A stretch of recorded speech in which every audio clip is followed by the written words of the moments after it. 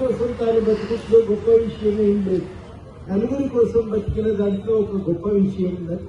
ఆ నలుగురి కోసం బతికి వాళ్ళు ఈ భారతదేశంలో ప్రజలకు ఏమి అవకాశాలు ఉండాలి, ఎట్లా బతకాలి, ప్రభుత్వం ఎట్లా నడపాలి అనే దానికోసము రాజ్యాంగం రాదు.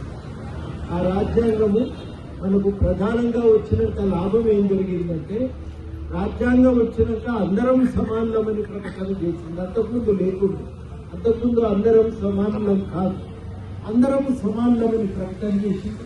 పూర్తిగా సమానం అంటే సరిపోదు, సమానంగా బతకటానికి ఎదగటానికి ఏమేమి సౌకర్యాలు కావాలో అవన్నీ రాజ్యాంగంలో రాసి వాటిని అమలు చేయాలని అడుగుతుంది.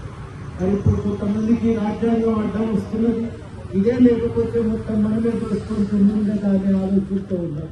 కానీ చాలా మంది ప్రజలకు లాభం జరిగేది మనకు రాజ్యాంగం ఉండబట్టే. అది ఉండబట్టే రిజర్వేషన్లు వచ్చినాయి, పిల్లలు చదువుకుంటున్నారు, ఉద్యోగాలు అయితే మనం పోగలుగుతున్నాం, ఎమ్మెల్యేలు అవుతున్నారు. ఇవన్నీ అవకాశాలు దానివల్లనే కదా గ్రామ పంచాయతీల్లో కూడా గెలవగలుగుతున్నాం. కాబట్టి రాజ్యాంగం లేకపోతే మనకు ఇంకా ఉన్నాయి పోతాయి. ఇప్పుడేమో బాగా సుఖంగా తింటున్న పంచపక్ష పరమాణాలతో చదువుతున్నామని కాదు, కానీ మనకు ఒక రక్షణ ఉంది. ఆయన రక్షణ కోసం మనకు చాలా నడిమొట్ట మీద బట్టలు తీసి వదిలిపెట్టినట్టు. కాబట్టి అట్లాంటి బతుకు వద్దు. మా రాజ్యాంగం ఉంటేనే మేము గౌరవంగా ఇజ్జత్తు బతుకుతామనే ఆలోచనతో ప్రజలందరూ రాజ్యాంగాన్ని కాపాడుకోవడానికి సిద్ధంగా ఉన్నారు. దానికోసమే ఇవాళ ఈసారి ప్రత్యేకత ఏంటంటే, ఈ రాజ్యాంగం అమల్లోకి వచ్చి 75 ఏళ్ళు. ఆ ప్రపంచంలో ఏ రాజ్యాంగం కూడా ఇన్నేళ్ళు బతకలేదు. మరి ఇంతమంది ప్రజలు గుర్తించి ఆమోదించి నువ్వు దీంట్లో ఏలు పెడితే మేము ఇంకోమని హెచ్చరికలు చేసిన రాజ్యాంగం కూడా ఇంకోటి లేదు ప్రపంచం. ప్రజలందరూ కూడా చెప్తున్నారు, దీన్ని మీరు ఏం చేసినా మేము వదిలిపెట్టాము. ఎప్పుడెప్పుడు ప్రభుత్వం రాజ్యాంగాన్ని మార్చే ప్రయత్నం చేసిందో అప్పుడు ఓడిపోయినాయి ప్రభుత్వాలను. కాబట్టి ఇవాళ ఒక భారతదేశానికి ఒక గొప్ప విషయం.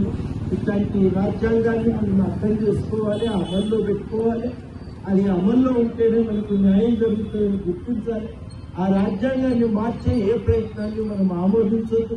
ఆ రాజ్యాంగాన్ని కాపాడుకోవటానికి మనం ఎప్పుడు కూడా తయారుగా ఉండాలని మీ అందరినీ కూడా కోరుతూ, ఇవాళ మా మిత్రుడు రాజు మరి ఇక్కడే ఉంటాడు. ఆయన కూడా మీలాగనే పని చేసుకొని బతికేటో చెక్కలు కష్టం చేసుకొని బతుకుతాడు. ఆయన ఏం పని చేస్తాడు, మీరు ట్రాఫిక్ పని చేస్తే ఉండొచ్చు, అన్ని ఇష్టం ఉండొచ్చు. ఆయన ఎలక్ట్రీషియన్ పని.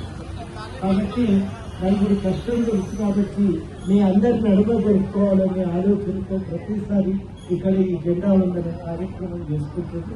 మీకు ఆయనకు అందరికీ కూడా మరొకసారి రిపబ్లిక్ డే సందర్భంగా మీకు శుభాకాంక్షలు తెలియజేస్తూ, మళ్ళా ఒక సంవత్సరం గడిచిన తర్వాత మనకి ఏ కళలు అందులో ఇంకా ఏం రావాల్సి ఉంటుందని మనం మాట్లాడుకోవాల్సి ఉంటుంది.